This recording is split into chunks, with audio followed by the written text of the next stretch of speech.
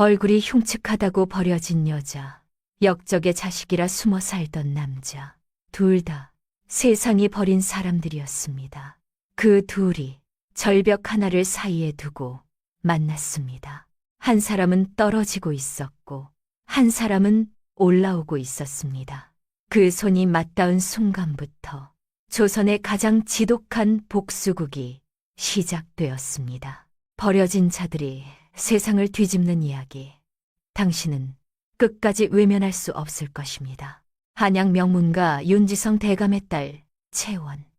조선 팔도에는 그녀가 달빛도 부끄러워 얼굴을 숨길 만큼 빼어난 절세 가인이라는 소문이 떠돌았습니다. 하지만 그 소문은 처절한 거짓이었습니다. 채원은 태어날 때부터 달처럼 맑은 피부와 꽃처럼 고운 이목구비를 타고났으나 13살 되던 해 봄 원인 모를 피부병이 얼굴을 집어삼키기 시작했습니다. 뺨을 타고 올라가고 이마를 뒤덮고 턱선을 따라 내려가며 명의들이 찾아왔지만 모두 고개를 저었습니다. 꽃다운 나이가 되었을 때 채원의 얼굴은 이미 본래의 모습을 잃은 지 오래였습니다.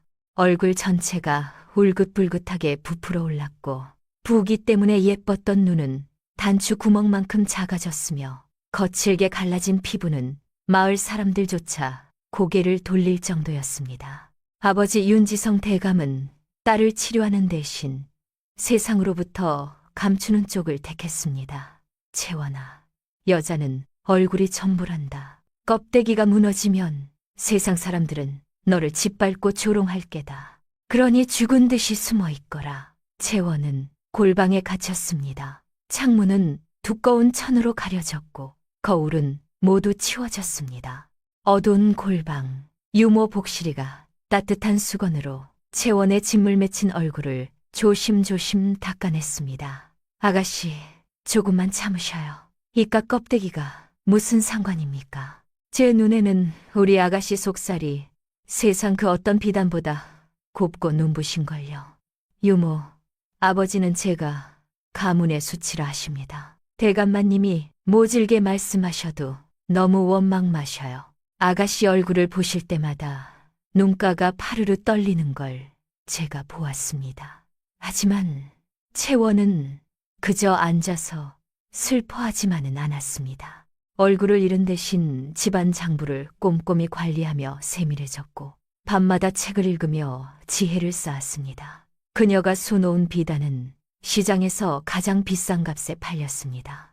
그러던 어느 날 굳게 닫혀있던 채원의 방문이 거칠게 열리고 윤지성 대감이 초췌한 안색으로 들어왔습니다.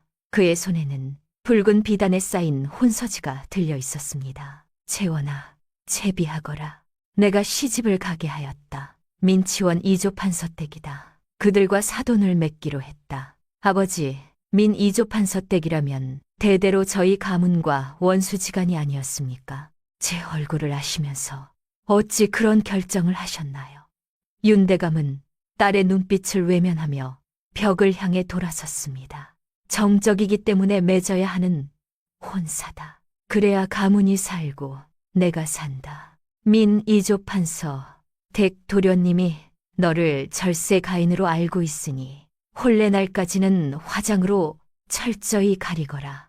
면사포를 벗기 전까지는 누구에게도 진실을 들켜선 안 된다. 그것은 기만입니다. 평생을 속이며 살 수는 없습니다. 아버지, 속여서라도 살아남는 것이 죽는 것보다 낫다. 이것은 가문의 명운뿐만 아니라 내 목숨이 걸린 일이야. 이 아비가 해줄 수 있는 건 여기까지다. 윤대감은 말을 마치자마자 서둘러 방을 나갔습니다. 홀로 남겨진 채원은 거울 속에 비친 자신의 일그러진 얼굴을 보며 처절하게 웃었습니다. 그것은 혼례가 아니라 화려한 수의를 입고 사지로 들어가는 걸음이라는 것을 그녀는 직감했습니다. 복실이가 채원의 얼굴에 하얀 분을 두껍게 발랐습니다. 상처를 가리고 부기를 감추고 또 한 겹, 또 한 겹 칠했습니다. 아가씨, 이러시면 안 됩니다. 복실이가 눈물을 흘렸지만 채원은 담담하게 웃었습니다. 괜찮습니다, 유모. 어차피 제 인생은 껍데기로 시작해서 껍데기로 끝날 팔자인가 봅니다. 혼례날이 밝았습니다. 붉은 가마가 채원을 태우고 민 2조 판서 댁으로 향했습니다. 민 2조 판서 댁은 화려했습니다. 초년 교배례에서 두 사람이 맞절을 올리고 합글레로 한 잔의 술을 나눌 때 신랑 민상덕은 면사포 아래로 살짝 드러난 채원의 손끝에 닿았습니다. 가늘고 부드럽고 달빛처럼 하얀 손. 이 손의 주인이라면 얼굴은 말해 무엇하랴. 상덕은 완전히 확신했습니다. 드디어 초야가 되었습니다. 상덕은 설레는 마음으로 신부 옆에 앉았습니다. 부인, 이제 면사포를 벗어도 되겠습니다. 나으리, 잠시만 기다려 주십시오. 상덕은 더 이상 참지 못하고 면사포를 벗겼습니다. 으아, 그의 비명이 방안을 가득 채웠습니다. 부기로 부풀어 오른 뺨, 울긋불긋한 반점들, 거칠게 갈라진 피부. 이게 무슨, 이런 요물과 한 방에 있을 수 없다. 상덕은 문을 박차고 나가버렸고 복도에서 그의 고함 소리가 들렸습니다. 이게 무슨 사기냐. 절세가인이라더니 이런 괴물을 보냈단 말이냐. 채원은 그 자리에 무릎을 꿇고 앉았습니다. 붉은 촛불만이 그녀의 눈물을 묵묵히 지켜봤습니다. 그날 밤 이후 채원은 별당에 유폐되었습니다. 민 2조 판서댁 사람들은 그녀를 귀신 신부라 불렀습니다. 며칠이 지나자 상덕은 새로운 고민에 빠졌습니다. 이대로 두면 소문이 날 것이고 우리 집안의 체면이 땅에 떨어질 것이다. 방법은 하나밖에 없다. 사고로 위장하는 것이다. 사흘 뒤 상덕은 부드러운 표정으로 별당을 찾았습니다. 부인, 그간 제가 너무 심했습니다. 나들이 나가서 화를 푸시지요. 우리 다시 시작합시다. 상덕의 다정한 제안에 채원이 얼어붙었던 마음이 봄눈 녹듯 녹아내렸습니다. 채원은 떨리는 손으로 화장대 앞에 앉았습니다. 이번에는 정갈하게 세수를 하고 조심스럽게 거친 상처 위로 붉은 연지를 찍어 눌렀습니다. 아가씨, 아니 부인, 정말 가시렵니까? 복실아, 걱정 말게. 혼례날엔 무서워서 눈물로 얼룩진 연지곤지를 찍었지만 오늘은 나으리의 아내로서 예쁘게 보이고 싶어 내 손으로 직접 찍어보는구나. 거울 속 자신의 모습이 여전히 흉측했지만 오늘만큼은 그 붉은 점이 희망의 상징처럼 보였습니다. 하지만 문 밖에서 기다리는 상덕의 눈빛에는 서늘한 살기가 감돌고 있었습니다. 마당에는 화려한 가마가 준비되어 있었습니다. 복실이는 보따리를 챙겨 가마 뒤를 따르려 서두릅니다. 이 할미도 채비를 마쳤습니다요. 산길이 험하다니 제가 곁에서 수발을 들어야지요. 상덕이 서늘한 눈빛으로 복실이의 앞을 가로막았습니다. 아니, 오늘은 필요 없다. 부인과 단둘이 오붓하게 회포를 풀러가는 길이니 노인네는 집이나 지키고 있거라. 여보아라, 이 노인네를 당장 방으로 들여보내고 문을 걸어 잠가라. 수하들이 달려들어 복실이를 억세게 끌어냈습니다. 복실이는 흙바닥에 넘어지면서도 채원이 탄 가마를 향해 손을 뻗었습니다. 아가씨, 가시면 안 됩니다요. 제 가슴이 이렇게 뛰는데 가시면 안 됩니다. 처절한 곡소리가 대문 밖까지 들려왔지만 가마는 무정하게 길을 떠났습니다. 채원은 그것이 충직한 복실이의 마지막 경고였다는 것을 알지 못한 채 눈물을 닦으며 남편을 믿기로 했습니다. 가마는 점점 더 외진 곳으로, 사람의 발길이 닿지 않는 곳으로 향하다 깎아지른 절벽 앞에 멈춰 섰습니다. 나으리, 여기가 어딥니까? 간이대 사람이다 알았는다. 채원이 가마에서 내렸을 때 상덕의 얼굴에는 더 이상 미소가 없었습니다. 저 아래를 보십시오. 아래는 까마득한 낭떠러지였습니다. 나으리, 무슨... 그 순간 상덕이 채원의 등을 강하게 밀었습니다.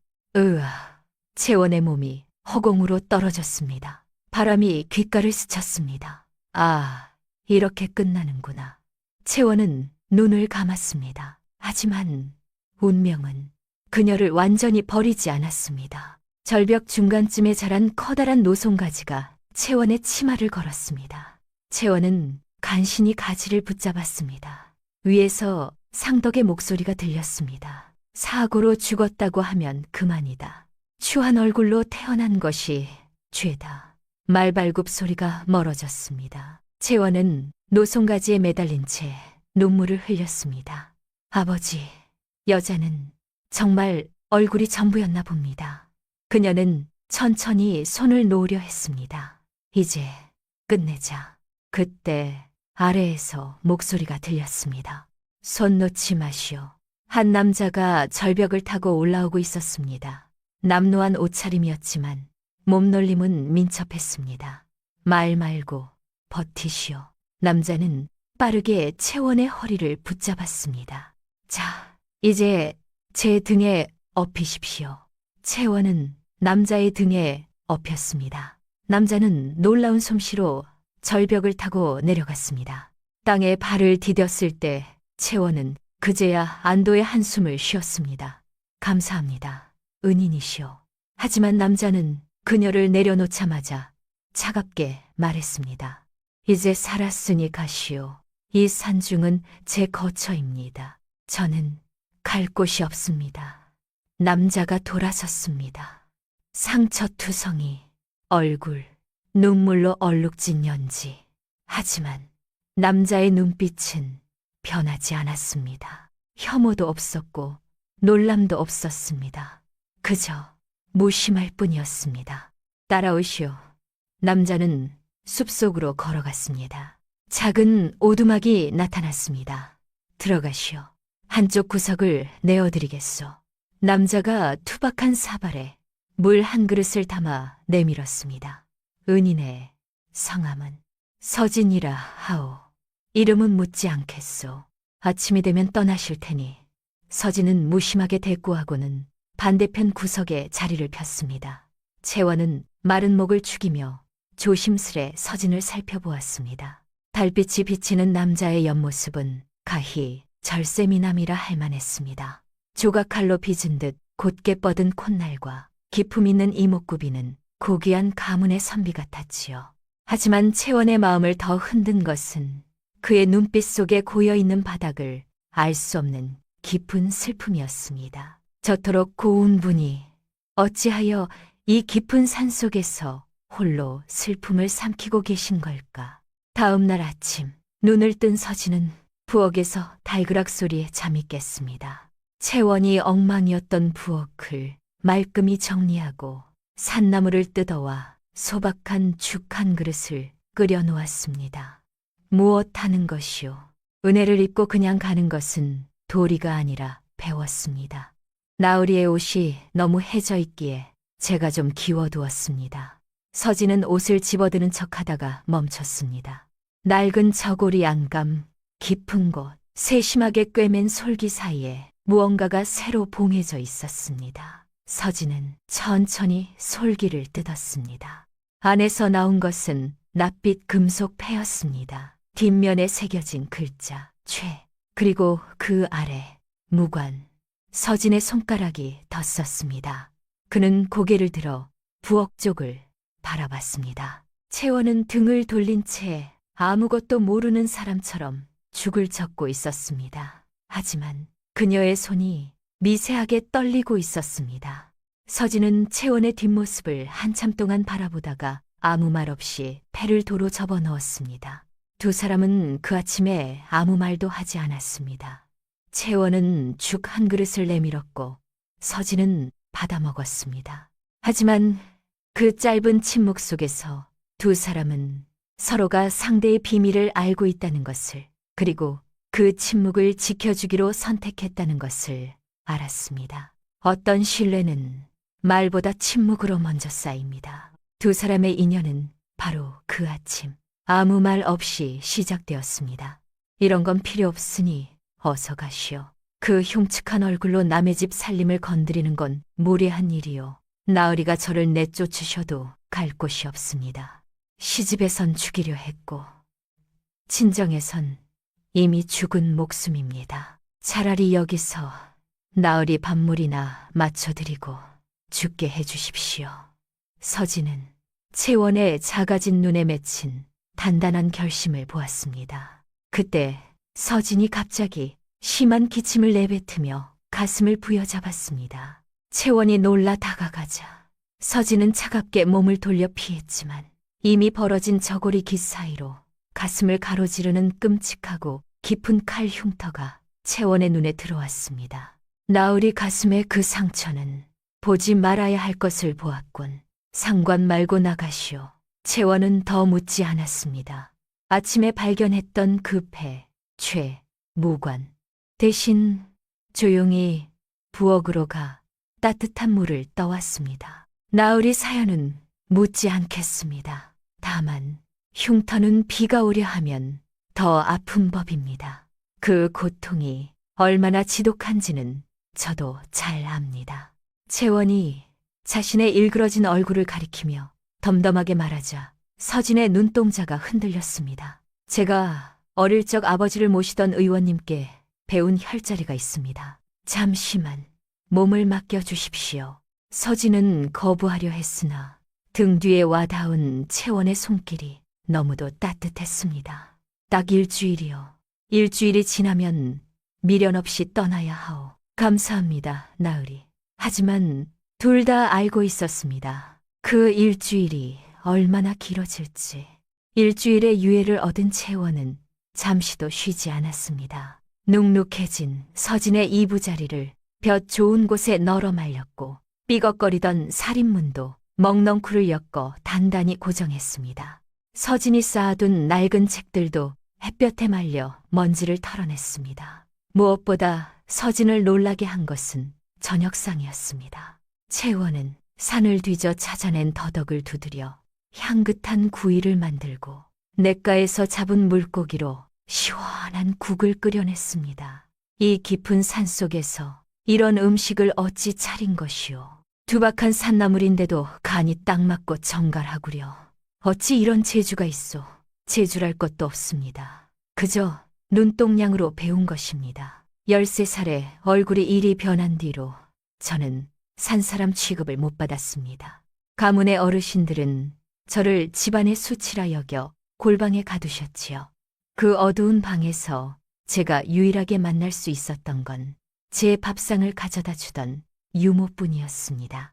유모가 부엌에서 음식을 할 때면 저도 살고 싶어서 나중에 혼자가 되더라도 내 입에 풀칠은 해야겠다 싶어 몰래 배운 것입니다. 서진은 젓가락을 멈추고 채원을 물끄러미 바라보았습니다. 기품 있는 말씨 뒤에 숨겨진 생존의 처절함을 읽었기 때문입니다.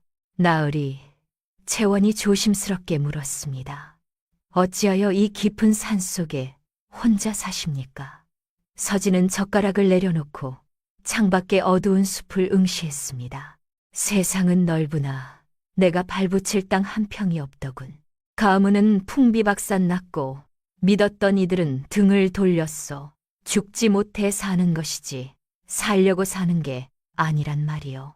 저 역시 껍데기가 흉측해지자 가장 믿었던 아버지와 지아비가 저를 벼랑으로 밀었습니다.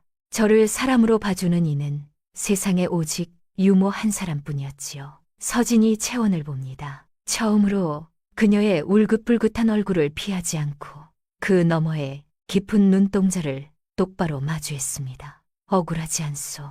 그대 잘못이 아닌데 왜 이토록 모진 풍파를 겪어야 하는지 나으리를 뵈려고 그랬나 봅니다. 벼랑에서 떨어지지 않았다면 나으리의 이 아픈 기침 소리도 밤마다 꾸시는 그 지독한 악몽도 제가 달래드릴 수 없었을 테니까요. 서진은 가슴 한구석이 찡해오는 것을 느꼈습니다. 세상에 나만 홀로 버려진 줄 알았는데 자신보다 더한 지옥을 건너온 이 여인이 오히려 자신을 위로하고 있었으니까요. 서진은 쑥스러운 듯 헛기침을 한 번 하고는 국그릇만 쳐다보며 말했습니다. 일주일이라 했소. 생각해보니 내 기침이 일주일 만에 잠찰 것 같지는 않구려. 기침이 완전히 나을 때까지는 더 있어도 좋소. 대신 밥을 너무 맛있게 차리지는 마시오. 입맛만 높아지면 나중에 당신 떠나고 난 뒤에 내가 어찌 살겠소. 무뚝뚝한 말투였지만 그것은 서진이 내어줄 수 있는 가장 따뜻한 허락이었습니다. 채원은 그날 밤 처음으로 골방이 아닌 곳에서 마음 편히 미소 지을 수 있었습니다. 그런데 말입니다. 다음 날 오두막에 불청객이 찾아왔습니다. 화려한 옷을 입은 젊은 여자, 새치막에 올린 머리, 연지곤지를 바른 고운 얼굴, 비단 치마. 어머, 선비님이 아니네요. 당신은 누구세요? 여자의 눈이 채원의 얼굴을 훑으며 경멸이 스쳤습니다. 서진이 오두막 뒤편에서 나타났습니다. 향선 낭자, 무슨 일이요? 선비님, 어머니께서 약초가 필요하시다고 하셔서요. 약초는 내일 준비해 놓겠소. 그런데 선비님, 저 여자는 누구예요? 손님이요. 향선은 겉으로는 사과했지만 눈빛은 차가웠습니다. 그럼 내일 또 올게요, 선비님. 채원은 이미 알아챘습니다. 향선의 눈빛이 서진을 볼 때 어떻게 빛나는지, 그리고 자신을 볼 때 얼마나 차갑게 변하는지. 다음 날 향선은 서진이 산에 나간 사이 오두막에 들이닥쳤습니다. 야, 너 어디서 굴러먹던 거지가 선비님한테 빌붙어 있는 거야. 향선은 채원이 아침에 준비해둔 밥상을 발로 차버렸습니다. 와르르, 야, 똑똑히 들어. 그때 내가 선비님의 부인이 될 거야. 그러니까 너 같은 추물은 당장 여기서 꺼져. 향선은 채원의 뺨을 때렸습니다. 찰싹. 채원은 바닥에 주저앉아 깨진 그릇들을 주웠습니다. 맞는 말이야. 나 같은 사람이 이분 곁에 있으면 안 되는 거야.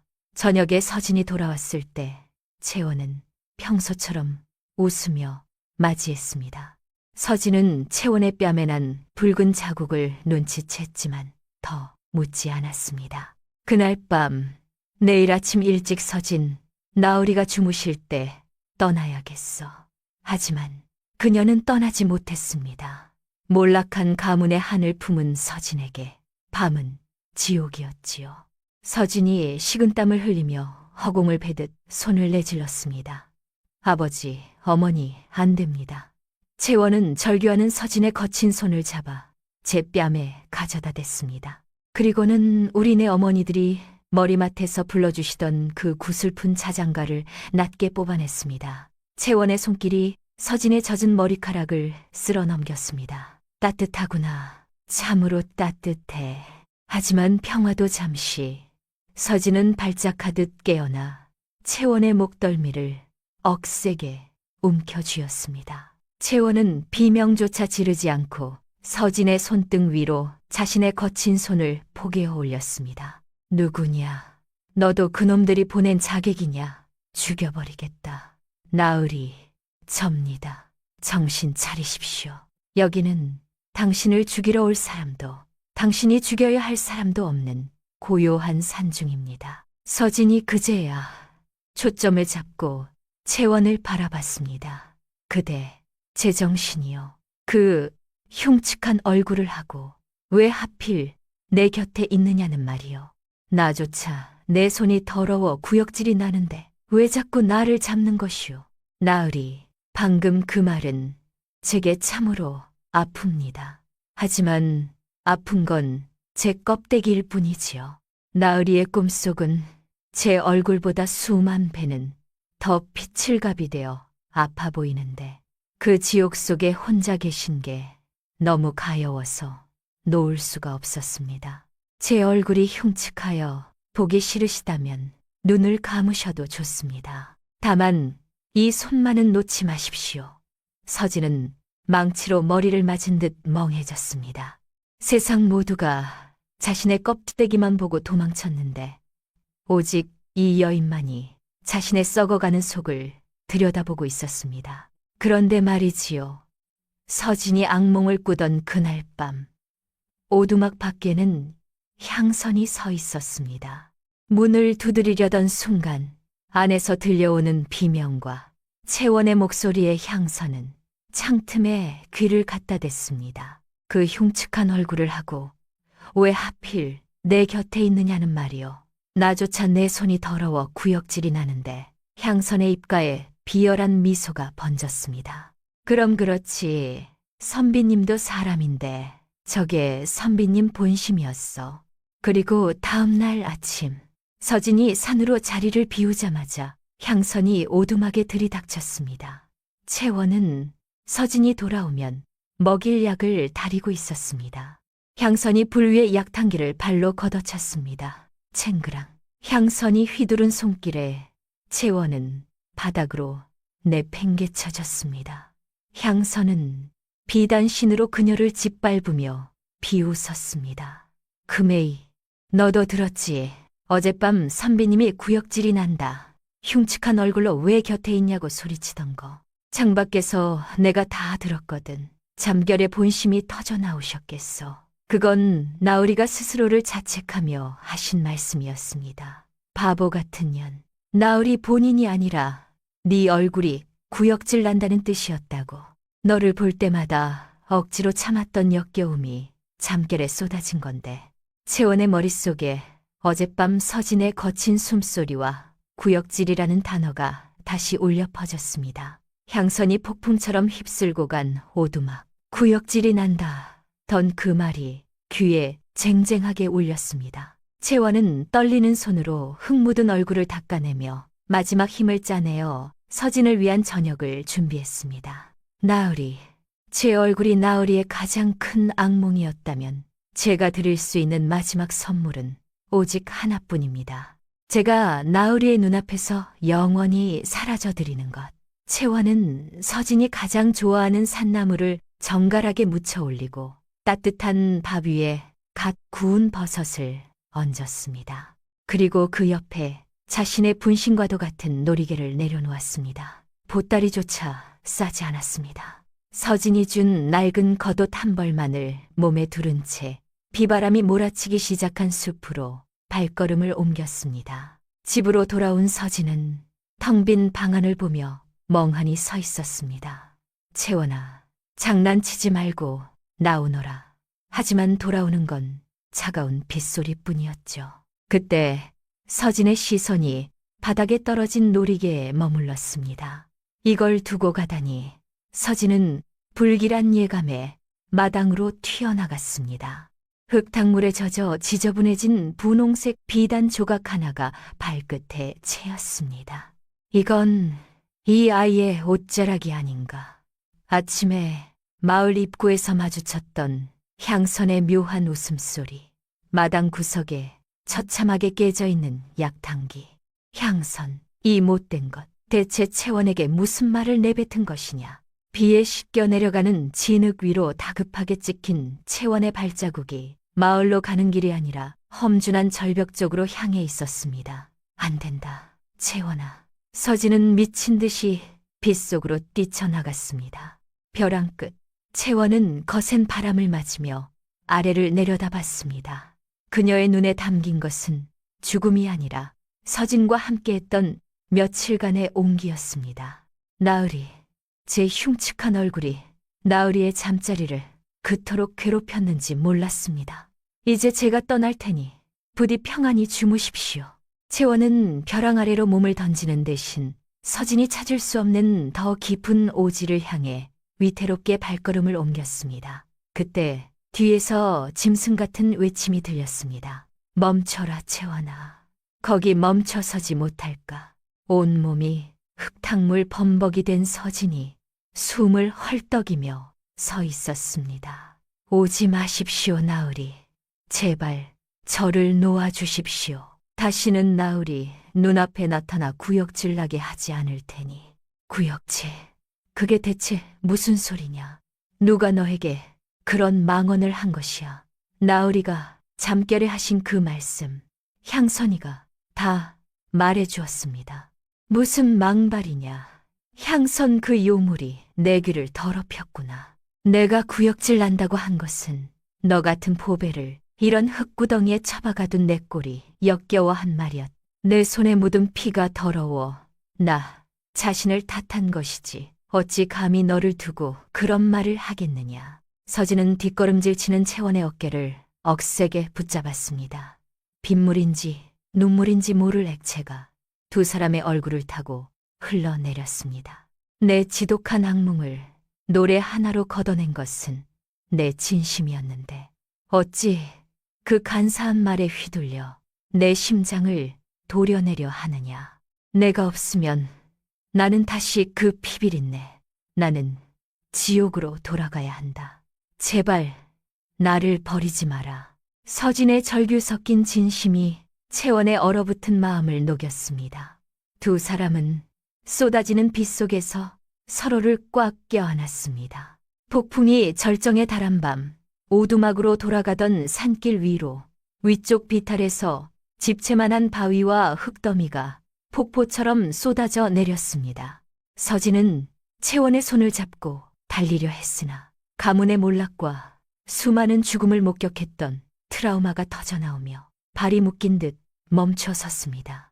결국 하늘은 나를 데려가려 하는구나. 내가 감히 누구를 지키겠다고. 그 눈에 삶을 포기하려는 허무함이 스치는 찰나였습니다. 하지만 채원은 달랐습니다. 나으리, 피하십시오. 어서요.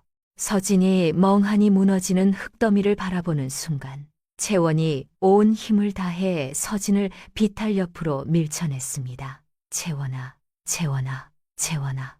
서진의 비명이 채 끝나기도 전에 거대한 흙더미가 채원을 집어삼켰습니다.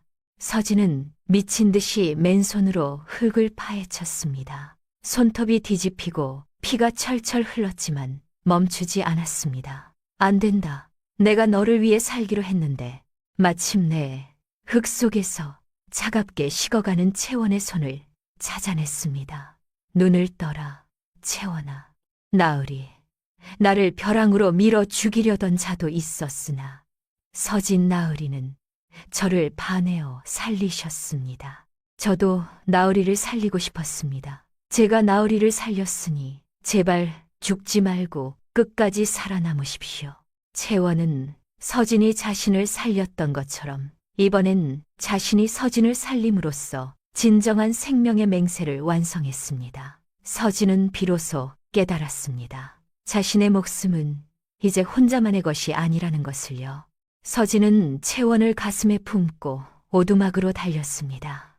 칠흑 같은 어둠을 뚫고 오두막에 도착했으나 채원의 가슴은 움직이지 않았습니다. 입술은 이미 검푸르게 변했고 흙더미의 무게에 가슴이 눌려 숨길이 완전히 막힌 것이었지요.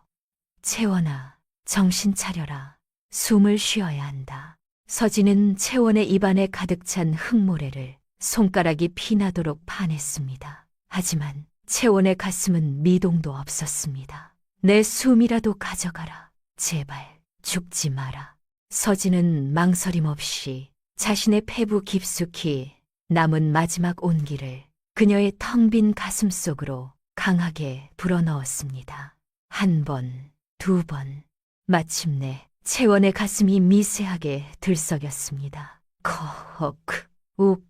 채원이 흙물과 피를 토해내며 거칠게 숨을 몰아쉬기 시작했습니다. 하지만 위기는 끝이 아니었습니다. 얼음장 같은 흙 속에 파묻혀 있던 채원의 몸이 사시나무 떨듯 떨리며 냉증이 찾아왔습니다. 춥지 않다. 내가 여기 있다. 내 온기를 가져가거라. 서진은 밤새도록 채원의 차가운 손과 발을 문질렀습니다. 자신의 몸도 오한으로 입술이 파르르 떨렸지만 채원을 아는 팔의 힘을 풀지 않았습니다. 그렇게 두 사람은 서로의 채원에 의지해 죽음보다 긴 밤을 버텨냈습니다. 새벽빛이 창가에 스밀 때쯤 채원이 간신히 정신을 차렸습니다. 밤새 밑해진 서진의 얼굴을 보자 채원의 눈에서 눈물이 주르륵 흘러내렸습니다. 나으리, 왜 저를 그냥 내버려 두지 않으셨습니까? 그게 무슨 망발이냐. 내 목숨을 대신해 흙더미에 깔린 너를 내가 어찌 내버려 둔단 말이냐. 나으리, 저는 이 흉측한 얼굴로 나으리 곁에 있을 자격이 없습니다. 향선 아가씨처럼 고운 분을 곁에 두시고 한양으로 돌아가 번듯하게 사셔야지요. 향선 그 아이가 아무리 꽃같이 예쁜들 내게는 독이 든 꽃일 뿐이다. 내 지독한 꿈을 걷어내준 것은 그 아이의 고운 낯짝이 아니라 투박하지만 따뜻한 그대의 손길이었단 말이다. 세상이 비웃으면 내가 그 세상을 등질 것이고 세상이 손가락질하면 내가 그 손가락을 다 분질러 버릴 것이다. 내 눈에는 그대의 상처가 남보다 귀하다. 내 안에는 오직 내 목숨을 구한 너 하나뿐이다. 나으리, 정말입니까? 있어도 되는 것이 아니라 내가 없으면 내가 못 산다. 그러니 약조해라. 다시는 죽겠다는 말도 떠나겠다는 말도 우리 함께 살자. 서로의 등불이 되어 이 가혹한 세상을 보란듯이 이겨내 보자꾸나. 다음 날 아침 비는 그쳤지만 마당은 여전히 엉망이었습니다. 향선은 콧노래를 부르며 오두막으로 들어섰습니다. 어젯밤 산사태에 채원이 죽었기를 내심바라면서 말이죠. 선비님, 어젯밤 비가 무섭게 쏟아지던데 무사하셨어요. 하지만 방 안을 들여다본 향선의 눈이 경악으로 커졌습니다. 흑투성이가 된 서진이 채원의 손을 꼭 쥔 채 곁을 지키고 있었기 때문입니다. 이게 무슨, 저 요물이 왜 아직 여기? 향선 낭자, 이제 다시는 여길 오지 마시오. 이 여인이 어젯밤 제 목숨을 구했소. 제 목숨이 붙어있는 한 저는 이제 이 여인과 평생을 함께할 것이오. 선비님, 제정신이세요. 저런 흉측한 추물이랑요. 겉모습이 흉한 것은 약으로도 못 고치는 불치병이라 하였소. 낭자의 그 고운 얼굴 뒤에 숨겨진 추악함을 네, 어찌 모를 줄 알았소. 이 가련한 사람의 밥상을 엎고 뺨을 때리고 심지어 내 잠꼬대를 이용해 이 사람을 사지로 몰아넣었지. 나가시오. 한 번만 더 이 사람 근처에 얼씬거렸다간 내 사대부의 체면을 버리고 낭자의 죄를 관가에 낱낱이 고할 것이오. 좋아요. 어디 저 괴물이랑 평생 산속에서 썩어보시라고요. 향선이 씩씩대며 도망치듯 사라졌습니다. 그날부터 서진과 채원의 애틋한 시간이 시작되었습니다. 그러던 어느 날 채원이 방 안 구석을 청소하다가 책장 다리 아래 낡고 두꺼운 책 한 권을 발견했습니다. 서진이 가문이 멸문당할 때 목숨처럼 챙겨온 동의보감이었습니다. 채원은 홀린 듯 책장을 넘기다 한 구절에서 손을 멈췄습니다. 피부의 독이 뼈에 사무쳐 흉이 된 자는 백지를 다려 약으로 쓰되 사흘간 골수에 사무치는 고열을 견뎌야 새살이 돋느니라. 단 열을 이기지 못하면 목숨이 위태로우니 함부로 쓰지 말라. 채원의 가슴이 미친 듯이 뛰었습니다. 나으리, 이 책에 적힌 백지라는 약초, 피부의 묵은 흉을 고칠 수 있다는데 정말입니까? 그런데 그 수많은 의원들은 왜 저에게 이 처방을 하지 않은 걸까요? 서진이 처방과 주석을 살피더니 무겁게 입을 열었습니다. 백지는 흔한 약초이나 이 처방은 위험천만한 것이오. 고열을 이기지 못하면 죽는다고 되어 있지 않소. 그들은 낭자를 고칠 실력이 없었던 게 아니라 낭자의 목숨을 책임질 용기가 없었던 것이오. 채원은 한참을 망설이다가 떨리는 목소리로 속마음을 꺼냈습니다. 나으리, 위험하더라도 시도해볼 가치가 있다는 뜻이 저는 이 처방을 한번 써보고 싶습니다. 그 말이 떨어지기 무섭게 서진이 책을 쾅 덮으며 채원의 어깨를 꽉 움켜쥐었습니다. 낭자, 지금 제정신이여. 내게는 지금의 낭자가 세상에서 가장 귀한 보배란 말이오. 얼굴에 상처 따위 내 눈엔 보이지도 않는데 어찌 그 귀한 목숨을 고작 껍데기 고치자고 내던지려 하오. 서진은 채원을 으스러지도록 끌어안았습니다. 강인한 사내의 몸이 사시나무 떨듯 떨리고 있었습니다. 나으리, 하지만 저는 괴물이 아닌 사람으로 나으리의 곁에 당당하게 서고 싶습니다. 나으리가 제 곁을 지켜주신다면 저는 결코 죽지 않을 것입니다. 결국 서진은 피눈물을 머금고 채원의 뜻을 따르기로 했습니다. 그는 매일 새벽 험준한 바위 틈을 뒤져 백지를 캤습니다. 그저 이 이야기 채원의 목숨을 앗아갈까봐 그 두려움만이 그의 심장을 옥죄었습니다. 일주일 뒤 충분한 양의 약재가 모였고 채원은 얼굴에 백지 고약을 두껍게 발랐습니다. 약 기운이 퍼지기 시작하자 채원의 몸은 달아오른 화로처럼 뜨거워졌습니다. 그녀는 고통에 몸부림치며 서진의 멱살을 잡고 울부짖었습니다. 나으리. 얼굴이 불에 달군 인두로 지지는 것 같아요. 제발 이 살점을 다 도려내 주세요. 내가 미쳤지. 내가 왜 허락을 해서 너를 이 지옥에 밀어넣었단 말이오. 채원아, 정신 차려라. 내 손을 으스러뜨려도 좋으니 정신 놓지 마라. 밤이 되자 채원의 의식은 저 멀리 달아나 버렸습니다. 사경을 헤매는 그녀를 보며 서진은 사흘 밤낮을 눈 한 번 붙이지 않았습니다. 채원의 숨소리가 각태파질 때면 제 가슴을 주먹으로 쳐서라도 그 고동을 전하려 했고, 체온이 오르면 차가운 빗물 속에 몸을 던졌다가 돌아와 얼음장 같은 자신의 몸으로 채원을 안아시켰습니다. 둘째 날 밤, 향선이 오두막 창가에 나타났습니다. 그녀는 고통에 일그러진 채원의 얼굴을 보며 입술을 비틀어 웃었습니다. 좋네. 선비님, 저 괴물이 드디어 미쳐서 죽으려나 봐요. 시체 썩는 냄새 나기 전에 어서 내다버리세요. 서진이 번쩍 일어났습니다. 사흘간 밤을 새운 사내라고는 믿기지 않는 짐승 같은 안광이 향선을 꿰뚫었습니다. 서진은 문을 박차고 나가 향선의 뺨을 매섭게 내리쳤습니다. 찰싹.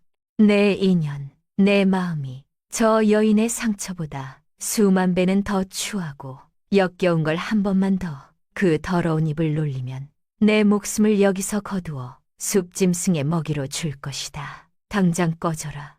향선은 비명을 지르며 흙탕물에 고꾸라진 채 도망쳤습니다. 사흘째 정오, 마침내 채원의 고열이 잦아들며 방 안에는 고요가 찾아왔습니다. 그때 채원의 얼굴을 덮고 있던 시커먼 백지 고약과 묵은 딱지들이 파스스 소리를 내며 갈라지기 시작했습니다.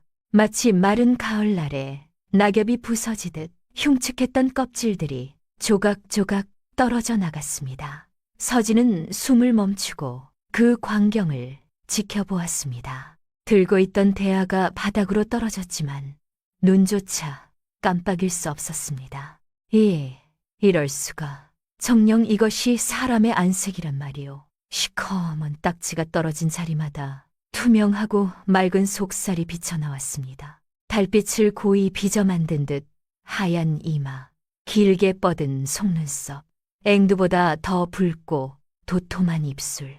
십수년 동안 채원을 괴롭히던 그 흉물스러운 상처는 온데간데 없었습니다. 서진은 채원의 얼굴을 차마 만지지도 못한 채 손을 허공에서 떨었습니다. 자신이 지켜온 여인이 사실은 해와 달도 시샘할 만큼 눈부신 절세 가인이었다는 사실에 서진의 가슴은 터질 듯한 경외감으로 차올랐습니다. 채원아, 살아주었구나. 이토록 고운 모습으로 내 곁에 살아주었어. 정오의 햇살이 채원의 얼굴 위로 부서졌습니다. 그때 채원의 긴 속눈썹이 파르르 떨리더니 천천히 눈이 떠졌습니다.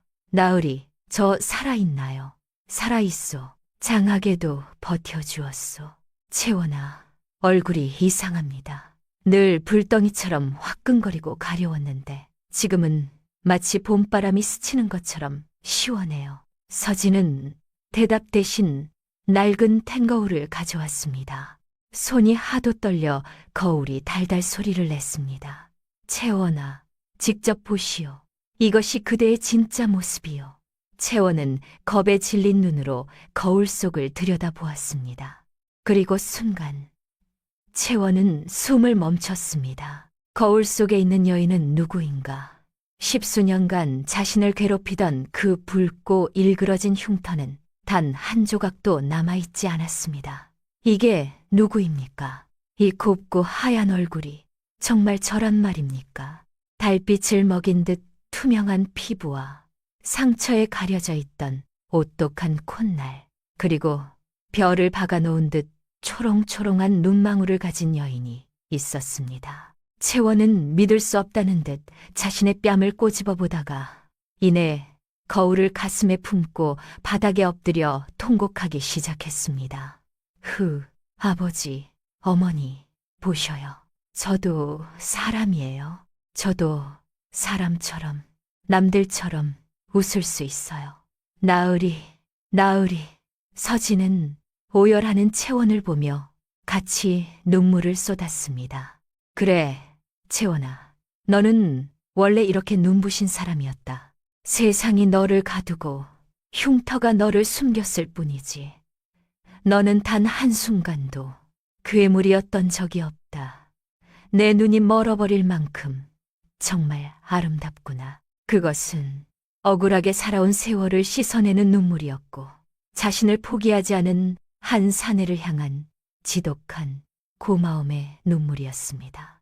오두막 마당에 흐드러지게 핀 하얀 백지꽃들이 이제야 비로소 제 이름을 찾은 여인을 축복하듯 향기를 실어보냈습니다. 채원의 얼굴은 완쾌되었으나 그녀는 거울 속 고운 얼굴을 보며 기뻐하기보다 깊은 생각에 잠기는 날이 많았습니다. 어느 날 채원은 남은 백지 약재를 살피며 서진에게 말했습니다.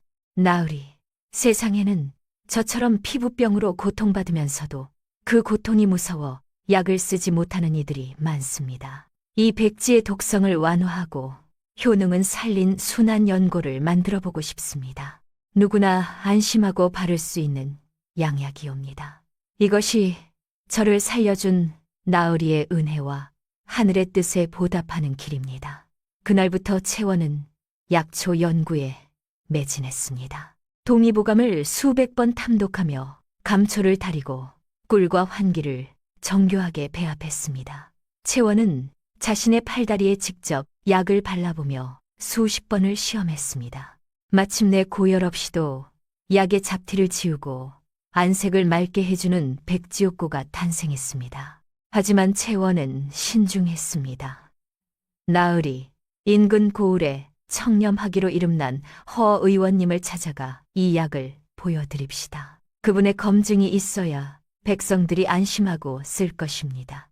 허 의원은 처음엔 여자가 만든 약이라며 코방귀를 뀌었으나 연고의 배합비와 처방을 완벽히 소화한 채원의 논리에 감탄을 금치 못했습니다. 허허, 백지의 독성을 이리도 부드럽게 눌러 담다니. 이 연고는 도성의 내유원 약재에 비견해도 손색이 없소. 내 이름을 걸고 이 약의 효능을 보증하리다. 허 의원의 보증을 얻은 채원은 면사포를 깊게 쓰고 행수를 앞세워 장터로 나갔습니다. 처음엔 돈을 받지 않고 상처 입은 아이들에게 약을 발라주었습니다. 며칠 뒤 아이들의 피부가 씻은 듯 낫자 어머니들이 구름처럼 몰려들었습니다. 채원은 단순히 약만 판 것이 아니라 장부를 꼼꼼히 적으며 백지의 대량 재배를 위해 가난한 농부들에게 일감을 주어 원료 공급망까지 확보했습니다. 처음엔 백지방이라 불리던 작은 약방이 반년 만에 인근 고을에서 모르는 이가 없는 자리로 컸습니다. 1년이 지나자 채원은 수십 명의 상인을 거느린 거상으로 성장했고 비로소 현판을 새로 달았습니다. 백지각. 하지만 그녀는 결코 얼굴을 드러내지 않았습니다. 늘 얇은 비단 면사포로 얼굴을 가린 채 베일에 쌓인 여주인으로 불렸습니다. 나으리, 이제 자금은 충분히 모였습니다. 백지각의 본점을 한양 도성 한복판에 세울 것입니다. 좋소. 낭자가 한양에서 큰 뜻을 펼치는 동안 나는 낭자의 곁을 지키는 그림자가 되겠소. 두 사람은 산속 오두막을 정리하고 한양으로 향했습니다. 채원의 손에는 수만 양의 어음이 든 장부가, 서진의 허리에는 서늘한 검이 들려 있었습니다. 1년 만에 돌아온 한양 도성은 여전히 화려하고 활기찼습니다. 채원은 종로 가장 번화한 자리에 백지각 현판을 내걸었습니다. 백지 연고가 도성 마님들 사이에서 죽은 피부도 살려낸다는 소문이 퍼지자 개업 첫날부터 문전성시를 이루었습니다. 채원은 짙은 감색 면사포를 쓰고 상단 안쪽에서 행수를 통해 모든 것을 지휘했습니다. 서진은 그런 채원의 곁을 묵묵히 지키는 호위무사가 되어 있었습니다. 낭자, 이제 도성에서 가장 귀한 대접을 받는 몸인데 어찌 그리 매일 답답하게 안색을 가리시는 거요? 채원은 멀리 아버지가 계신 형조 판서 댁의 지붕을 바라보며 나직이 답했습니다. 아버지는 제게 단 한 번도 다정하게 웃어주신 적이 없습니다. 혼례 전날에도 그저 차갑게 명하셨죠. 면사포를 벗기 전까지는 누구에게도 진실을 들켜선 안 된다. 그땐 저를 가문의 수치로 여겨 숨기시는 것인 줄로만 알았습니다. 하지만 이제야 알 것 같습니다. 그것은 어떻게든 저를 살려보려 했던 아버지의 마지막 방패였다는 것을요. 제가 살아있음이 드러나면 아버지는 민대감을 속인 죄로 문제가 생길 것입니다.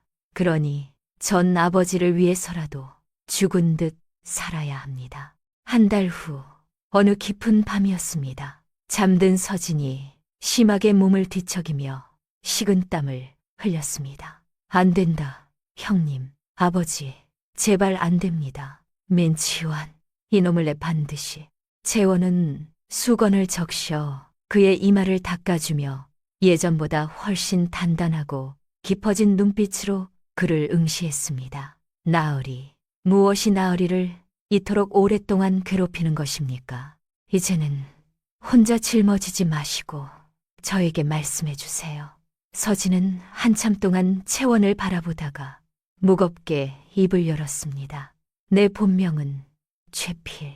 한때는 도성을 지키던 무관이었소. 하지만 권세에 눈이 먼 민치원 이조판서와 그 아들 민상덕이 우리 가문에 역모를 씌웠지. 아버지 최영도 대감은 참수형에 처해지셨고 나는 복수를 위해 목숨만 부지해 여기까지 흘러든 것이요. 민상덕이라는 이름이 서진의 입에서 나오는 순간 채원의 세상이 멈추는 듯했습니다. 나으리, 방금 민상덕이라 하셨습니까?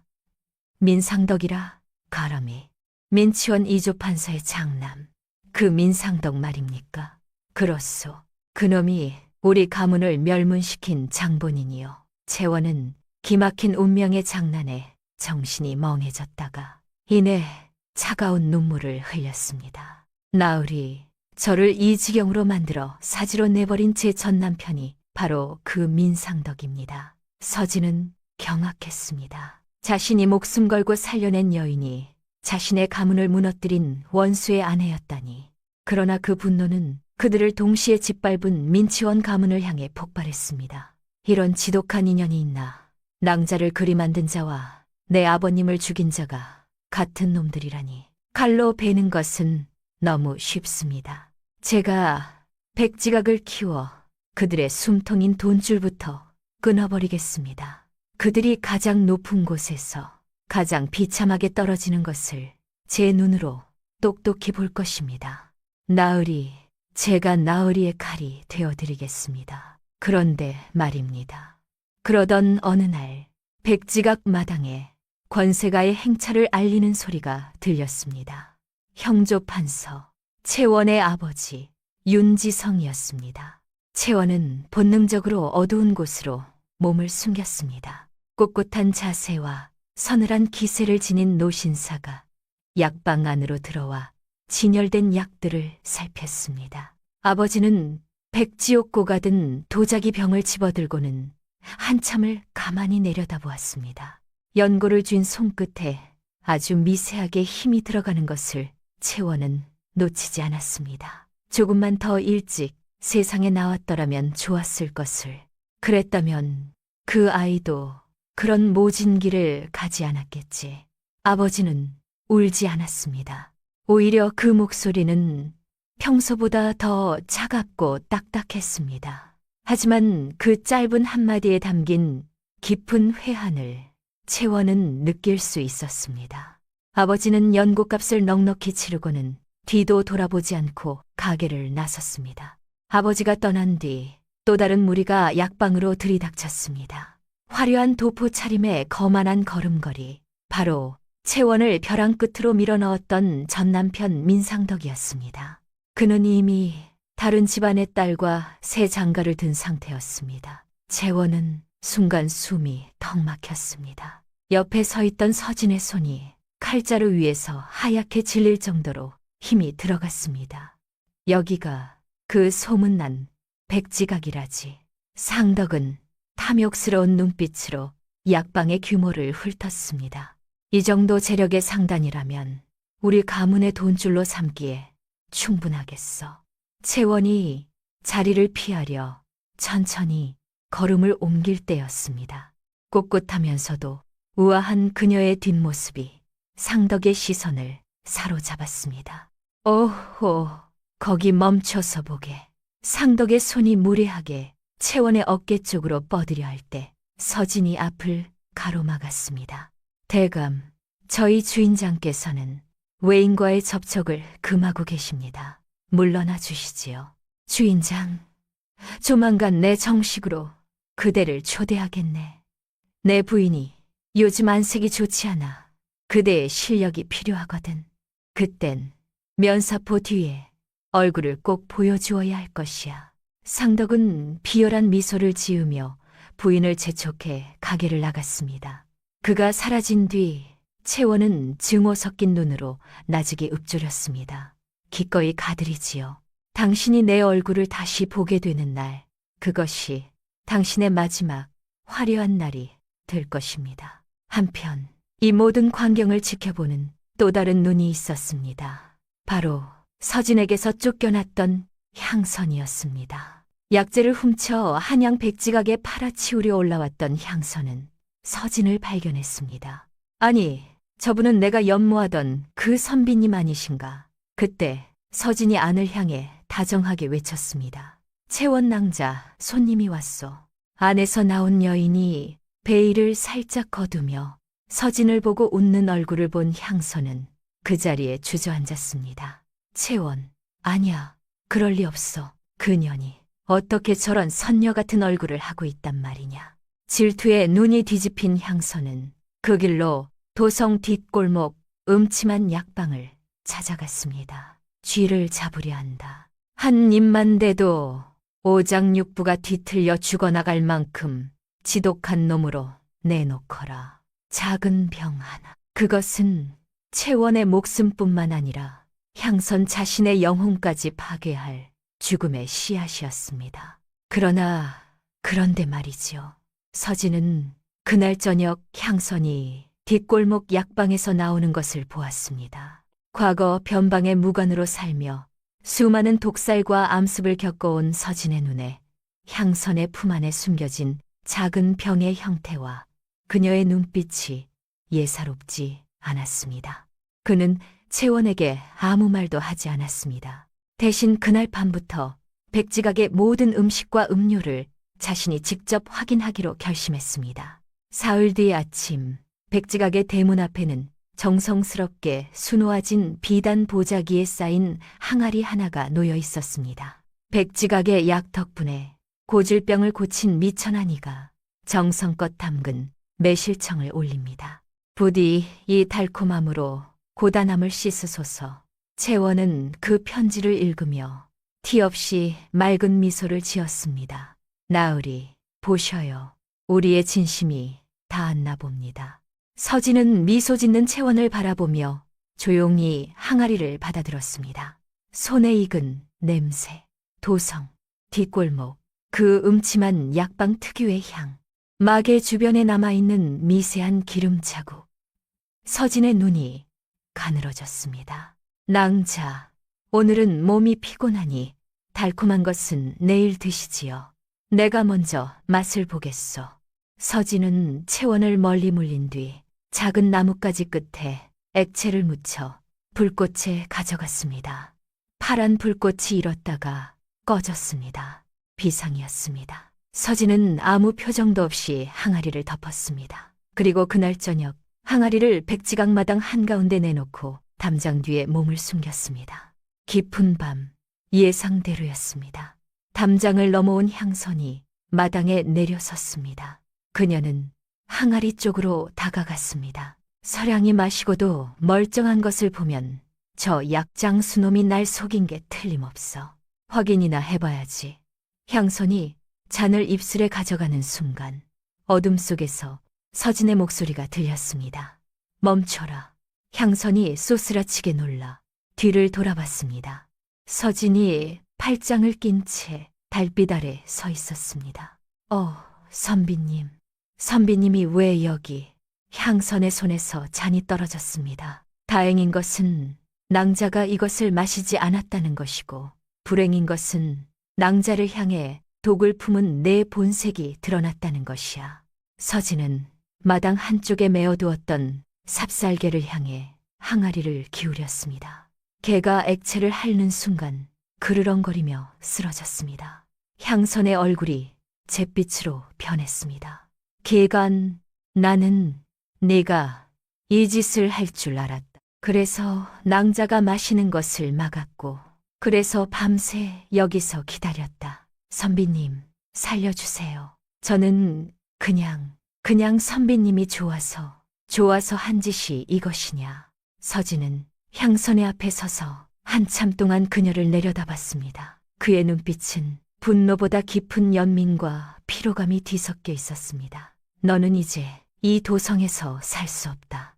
내일 아침 동이 트기 전에 이 땅을 떠나거라. 만약 낭자의 반경 연리 안에 내 그림자가 다시 얼씬거린다면 그날은 내가 직접 관가에 고발할 것이다. 이것이 내가 줄 수 있는 마지막 잡이다. 향선은 무릎을 꿇고 엎드렸습니다. 선비님은 왜 저를 죽이지 않으십니까? 서진은 돌아서며 말했습니다. 독을 품은 것은 이미 네 형벌을 시작한 것이다. 그 마음을 품고 사는 것이 죽는 것보다 더 가혹한 지옥임을 너는 곧 알게 될 것이다.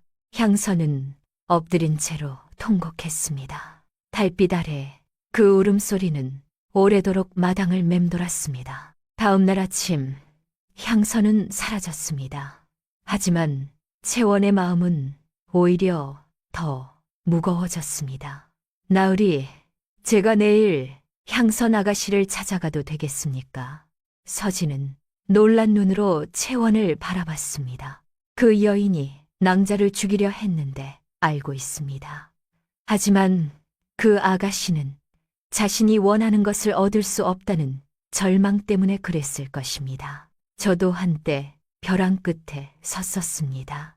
그때 누군가가 손을 내밀어 주지 않았다면 저는 어떻게 되었을까요? 다음 날 채원은 도성 변두리 허름한 주막에서 향선을 찾았습니다. 먹지도 자지도 않은 듯 창백한 얼굴이었습니다. 채원이 맞은편에 앉자 향선은 눈을 들지 못했습니다. 죽이러 오셨어요. 채원은 천천히 품에서 작은 보자기를 꺼냈습니다. 백지옥고 한 통과 노자돈이었습니다. 향선 아가씨, 이것을 가져가세요. 이게 뭐예요? 저도 그랬습니다. 벼랑 끝에서 손을 놓으려 했을 때 누군가가 저를 잡아주었습니다. 저는 그 은혜를 갚고 싶습니다. 아가씨에게가 아니라 그 손이 닿을 수 있는 다음 사람에게요. 향선은 보자기를 멍하니 바라보다가 갑자기 두 손으로 얼굴을 가리고 울음을 터뜨렸습니다. 처음으로 부끄러움을 아는 사람의 울음이었습니다. 채원은 아무 말도 하지 않고 자리에서 일어났습니다. 향선은 고개를 들지 못한 채 떨리는 목소리로 물었습니다. 왜 저를 용서하십니까? 채원은 문을 열며 돌아보지 않고 대답했습니다. 저는 아가씨를 용서한 것이 아닙니다. 저 자신을 자유롭게 하는 것입니다. 증오를 품고 사는 것이 얼마나 무거운지 저는 너무 잘 압니다. 채원이 떠난 뒤 주막 안에는 오래도록 정적이 흘렀습니다. 향선은 백지옥골을 꼭 쥔 채 한참을 그 자리에 앉아 있었습니다. 그리고 다시는 도성에 나타나지 않았습니다. 민상덕의 초대가 백지각에 당도한 것은 그로부터 얼마 뒤였습니다. 새로 들인 부인의 해묵은 피부병을 고쳐달라는 명목이었으나 실상은 백지 부인의 신비로운 미색을 직접 확인하고 싶은 음흉한 속셈이었습니다. 나으리, 결국 올 것이 왔습니다. 그자가 저를 부르고 있어요. 채원의 목소리는 칼날처럼 서늘했습니다. 낭자, 그곳은 낭자에게 피눈물을 흘리게 한 지옥 같은 곳이요. 내가 가서 그자의 목을 따오리까? 아니요. 내 손으로 끝내야 할 악연입니다. 하지만 칼로는 안 됩니다. 호랑이를 잡으려면 호랑이 굴로 들어가야 하는 법이니까요. 그런데 그 전에 나으리, 민치원 이조판서 댁에 나으리의 눈이 되어줄 사람을 심어두실 수 있겠습니까? 그자가 진짜 장부를 가져올 것인지 아니면 함정을 놓을 것인지 미리 알아야 합니다. 서진의 눈이 가늘어졌습니다. 오래전 그 집에서 쫓겨난 하인이 있어. 그자라면 믿을 수 있을 것이요. 이틀 뒤 서진의 내부 첩자에게서 소식이 왔습니다. 상덕은 장부를 보여주는 척하며 채원을 유인한 뒤 백지각 밖에 무장한 수하 6을 매복시켜 두었습니다. 채원을 손에 넣고 강제로 혼약서에 도장을 찍혀 백지각을 삼키려는 계획이었습니다. 채원은 이 소식을 듣고도 표정 하나 바뀌지 않았습니다. 오히려 천천히 미소를 지었습니다. 예상했던 대로군요. 나으리, 그자가 가져올 장부가 진짜인지 가짜인지 확인하려면 원본이 어디에 있는지 알아야 합니다. 사흘 뒤 결정적인 정보가 들어왔습니다. 민치원 이조판서 댁의 비밀 장부 원본은 사랑채 깊숙한 곳 이중 바닥으로 된 벽장 안에 보관되어 있었습니다. 상덕이 가져올 것은 정교하게 만든 사본이었습니다. 채원은 그 이야기를 듣고 잠시 눈을 감았다가 이내 눈을 떴을 때 그녀의 눈빛은 이미 여러 수를 앞서 내다보고 있었습니다. 나으리, 그자가 함정을 놓는다면 저도 함정을 놓아야지요. 그자가 사본을 가져오는 동안 나으리의 첩자를 통해 그날 밤 진본을 바꿔치기 할 수 있겠습니까? 상덕이 저를 잡으러 오는 그 시각에 우리는 이미 진본을 손에 넣는 것입니다. 서진은 채원의 눈을 한참 바라보다가 낮게 웃었습니다. 낭자, 이거 무서운 사람이로구먼. 좋소. 그렇게 합시다. 비가 추적추적 내리는 깊은 밤, 서진은 지붕 위와 골목 어귀에 수하들을 배치한 채 어둠 속에 몸을 숨겼습니다. 상덕의 수하 6이 백지각 사방에 매복하고 있었지만 서진의 수하들이 그들을 이미 포위한 상태였습니다. 그리고 바로 그 시각 민치원 이조판서 댁에서는 서진의 첩자가 비밀 장부 원본과 사본을 조용히 바꾸고 있었습니다. 화려한 비단 도포를 뒤집어 쓴 민상덕이 다급하게 백지각의 뒷문을 두드렸습니다. 백지 부인, 나요, 민상덕이요. 어서 문을 여시오. 잠겨있던 문이 소리 없이 열리고 상덕은 안으로 스며들었습니다. 그는 품 안에 묵직하게 들어찬 가죽 보따리를 소중히 껴안고 있었습니다. 안내를 받아 밀실로 들어선 상덕은 탁자 위에 보따리를 쿵 소리가 나게 내려놓았습니다. 하마터면 아버님께 들킬 뻔했소. 이 안에 든 것이 무엇인지 아시오. 우리 가문의 목숨 줄이자 도성의 모든 금맥이 적힌 비밀 장부들이오. 면사포를 쓴 채원은 미동도 없이 그 보따리를 바라보았습니다. 정녕 이것들을 제게 가져오신 겁니까? 가문의 비밀을 외인에게 보여주는 것이 얼마나 위험한 일인지 모르지 않으실 텐데요. 외인이라니. 자네는 곧 내 정실이 될 사람이 아니오. 자, 어서 이것들을 확인해 보시오. 채원이 장부를 확인하려 천천히 손을 뻗는 순간이었습니다. 상덕이 갑자기 채원의 손목을 낚아채듯 잡으며 앞을 가로막았습니다. 잠깐, 장부는 나중에. 내 오늘 이 귀한 것들을 가져온 보답을 먼저 받아야겠소.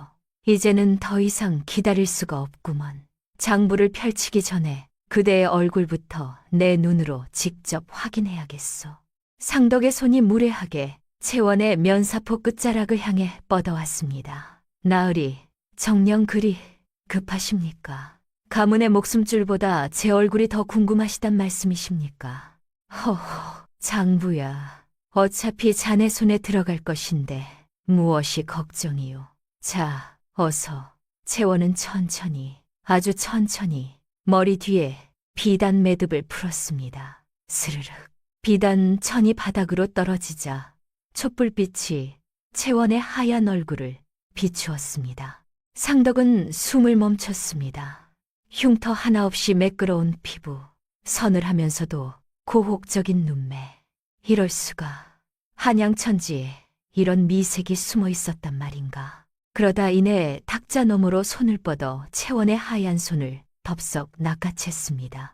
자네가 우리 집 안방마님이 되어 이 장부들과 내 마음을 다스려 준다면 내 아버님께 청해 자네를 정실로 맞아 예를 갖추겠소. 자, 빨리 그 집으로 오고 싶지 않소. 채원은 속으로 그 집은 이놈의 무덤이 될 것이다 라고 생각하며 차가운 목소리로 답했습니다. 예, 나으리. 저 또한 그 집으로 돌아갈 날을 고대하고 있습니다. 이제 그만 손을 놓아주시지요. 오는 눈이 많으니 정식으로 들어가는 날 마음껏 만지시게 해드리지요. 상덕은 아쉬운 듯 채원의 손을 놓아주며 기세등등하게 방을 나갔습니다. 하지만 상덕이 백지각 밖으로 나서는 순간 매복해 있던 그의 수하들이 조용히 제압되어 포박되어 있는 것을 보았습니다. 상덕은 순간 얼어붙었습니다. 그때 어둠 속에서 서진이 나타났습니다. 민상덕, 잠깐 걸음을 멈추시지요. 너는 누구냐? 나는 내 놈의 아버지 민치원이 영모의 누명을 씌워 죽인 최영도 대감의 아들이다. 상덕의 눈동자가 흔들렸습니다. 최영도의 아들? 그 집안에서 살아남은 자가 있었단 말이냐? 그리고 지금 네 품 안에 있는 그 장부는 진짜가 아니다. 진짜 장부는 이미 우리 손에 있다. 상덕의 얼굴이 순식간에 잿빛으로 변했습니다. 그게 말이 되느냐? 내가 직접 챙겨왔는데 네가 사본을 챙겨오는 사이 우리 사람이 진본을 바꿔쳤다. 상덕 그대가 이 백지각에 발을 들여놓는 순간부터 이미 모든 것은 우리가 놓은 함정 아니었다. 상덕의 손에서 가죽 보따리가 툭 떨어졌습니다. 상덕의 발소리가 멀어지자마자 채원은 대야의 물에 손을 담갔습니다. 그녀는 살점이 떨어져 나갈 듯 격렬하게 손을 씻어냈습니다. 더러워. 그 손길이 닿은 곳마다 뱀이 기어가는 것 같. 서진이 다가와 수건을 건넸습니다. 잘 참으셨소. 손 한 번 잡아준 대가로 민 이조판서 가문의 심장을 꺼내왔으니. 채원은 진본 장부와 바꿔치기 된 원본 묶음을 펼쳤습니다. 장부를 넘기던 서진의 눈이 갑자기 경련하듯 떨렸습니다. 그는 낡은 종이 한 장을 낚아채듯 집어들었습니다. 그것은 몇 해 전 서진의 아버지를 영모로 몰아넣었던 조작된 상소문의 초안이었습니다. 여기 있었군. 아버님이 영모를 꾀했다는 거짓 문서의 원본이. 민치원 이놈, 아버님의 직인을 흉내낸 모조 인장까지 여기에 보관하고 있었어. 서진의 눈에서 분노의 눈물이 고였습니다. 이 종이 한 장 때문에 우리 가문의 수십 명 목숨이 죽어나갔소. 채원 또한 장부 깊숙한 곳에서 자신의 아버지 윤지성 대감의 이름이 적힌 서찰을 찾아냈습니다. 민치원이 윤 대감의 약점을 잡고 협박하며 하나뿐인 귀한 딸 채원을 상덕의 처로 보내도록 강요했던 기록들이었습니다. 서찰에는 채원이 죽은 뒤에도 윤대감의 재산을 빼앗으려 했던 민치원의 추악한 계획이 상세히 적혀 있었습니다. 채원은 서찰을 꽉 움켜쥐었습니다. 서진 나으리, 이제 준비가 끝났습니다. 이 장부들은 단순한 종이가 아니라 민치원 부자의 목을 칠 작두날입니다. 며칠 뒤 한양 도성은 커다란 술렁임에 휩싸였습니다. 도성 중심가와 주요 관아 앞에는 화려한 비단 바탕에 금가루로 쓴 방이 붙었습니다. 백지각 개업 1주년 기념 대잔치. 지난 1년간 백지각을 아껴주신 한양의 모든 사대부와 거상들을 초대합니다. 이날 그동안 베일에 쌓여있던 백지각 주인의 얼굴을 최초로 공개하고 귀한 진상품을 나누고자 하니 자리를 빛내주소서. 소문은 꼬리에 꼬리를 물었습니다. 한양의 모든 권력자가 그날만을 기다리게 되었습니다. 민상덕의 사저에도 가장 화려한 초대장이 도착했습니다.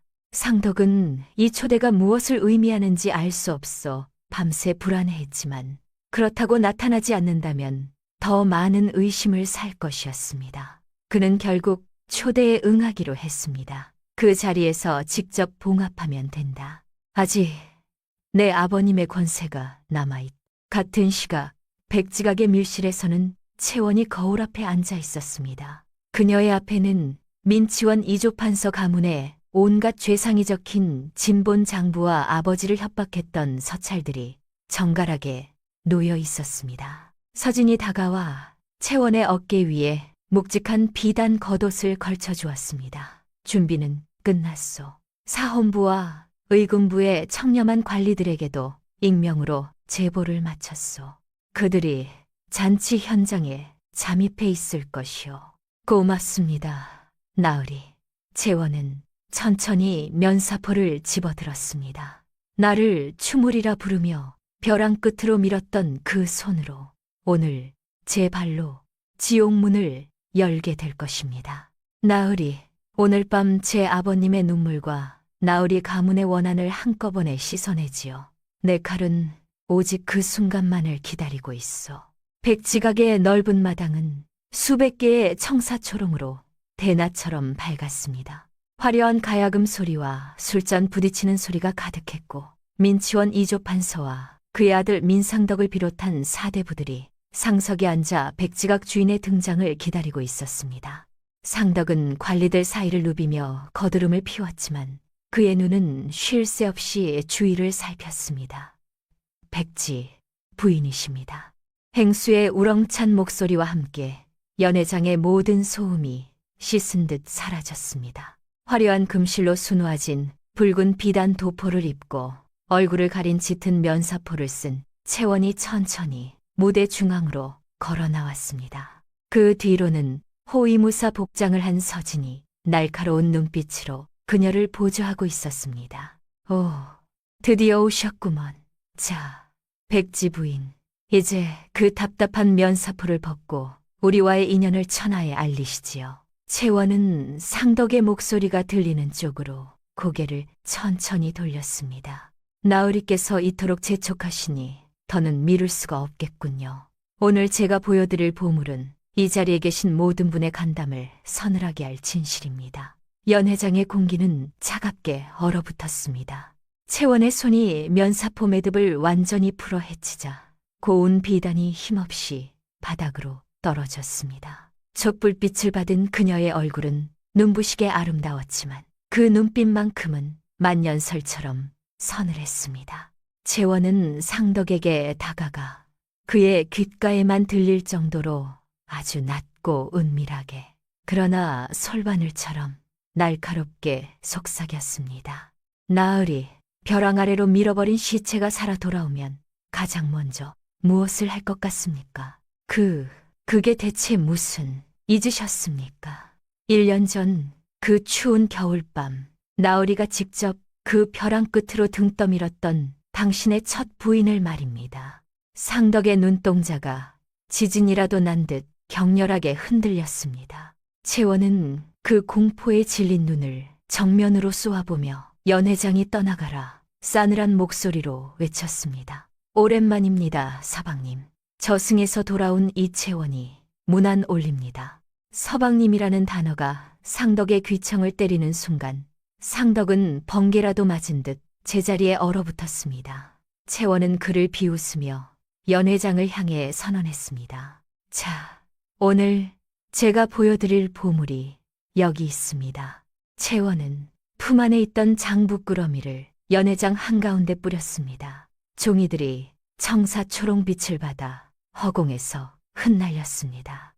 민치원 이조판서 가문이 수십 년간 저지른 온갖 악행의 기록들이었습니다. 매관매직의 증거, 역모를 조작한 거짓 상소문의 초안, 무고한 가문을 협박한 서찰들, 연회장이 순식간에 술렁였습니다. 아니야.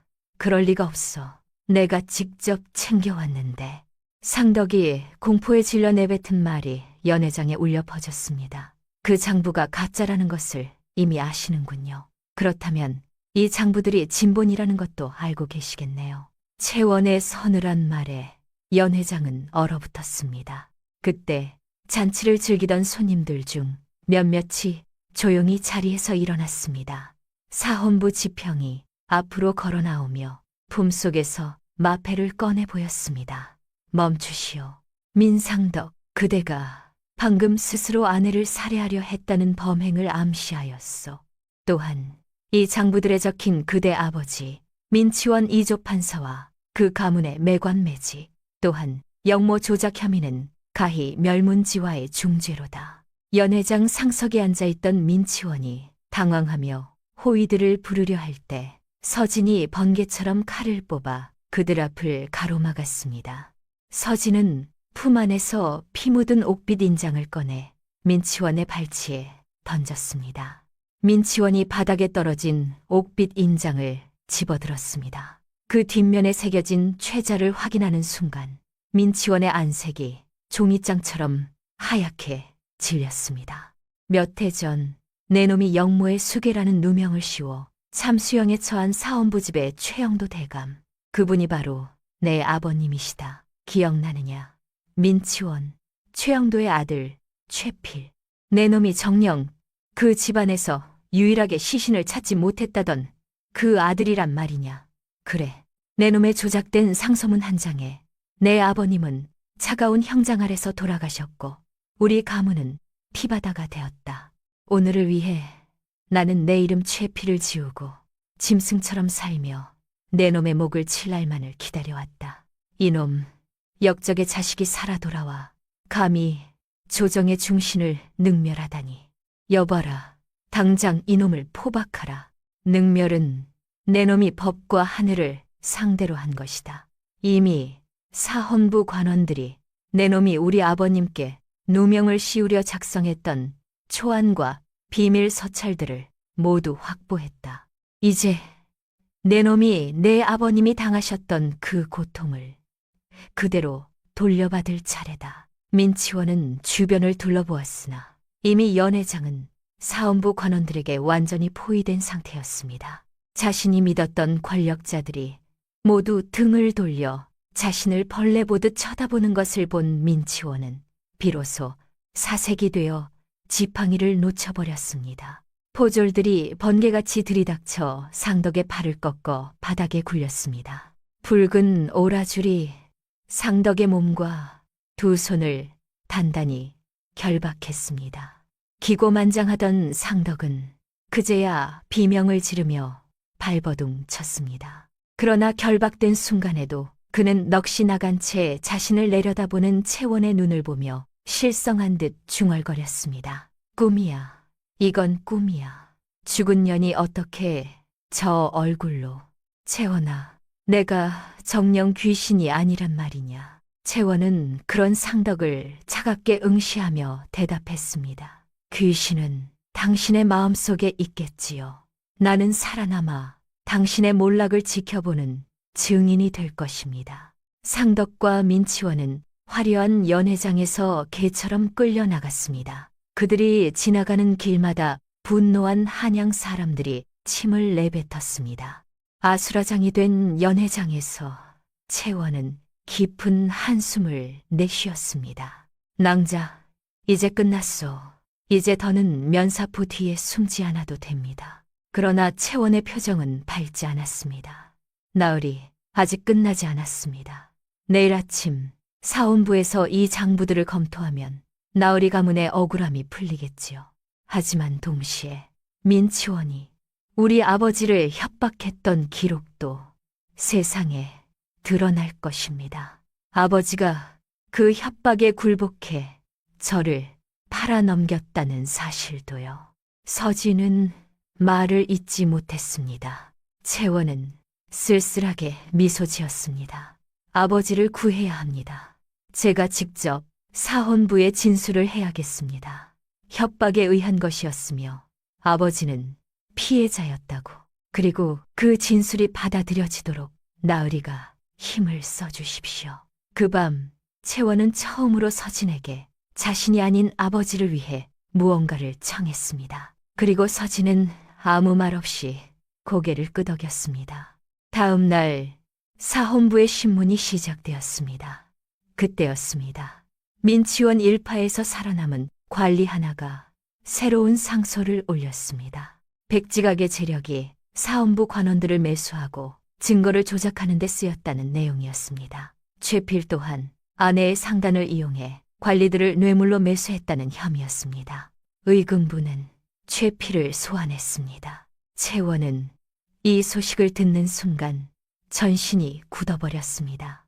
서진이 의금부로 끌려가는 것을 지켜보며 채원의 눈에 눈물이 맺혔습니다. 하지만 그 눈물은 흘러내리지 않았습니다.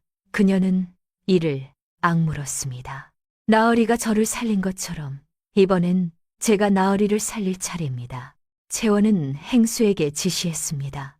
오늘 오시에 의금부 앞으로 가마를 대어라. 행수가 놀란 눈으로 물었습니다. 부인, 면사포는요? 채원은 거울 앞에 서서 자신의 얼굴을 바라보았습니다. 이번에는 그 아름다운 얼굴 때문이 아니라 다른 이유로 사람들 앞에 서려고 했습니다. 필요 없다. 오시, 의금부 앞. 채원은 가마에서 내렸습니다. 면사포도 없이 처음으로 그 하얀 얼굴이 한낮의 햇살 아래 드러났습니다. 구경꾼들이 술렁였습니다. 저게 백지각 주인이라지. 세상에 저런 미색이. 채원은 아랑곳하지 않고 의금부 대문을 향해 걸어갔습니다. 그 걸음걸이는 조금도 흔들림이 없었습니다. 의금부 신문관이 채원을 보며 당황했습니다. 부인, 여기는 여인이 올 곳이. 저는 최필의 아내 이채원입니다. 제 남편을 뇌물로 매수했다는 혐의에 대해 직접 진술하겠습니다. 제가 가져온 것이 있습니다. 백지각의 모든 장부, 지난 1년간의 거래 내역, 그리고 사원부 관원들과 나눈 서찰들입니다. 숨긴 것이 하나도 없습니다. 직접 확인하십시오. 채원은 묵직한 장부 더미를 탁자 위에 올려놓았습니다.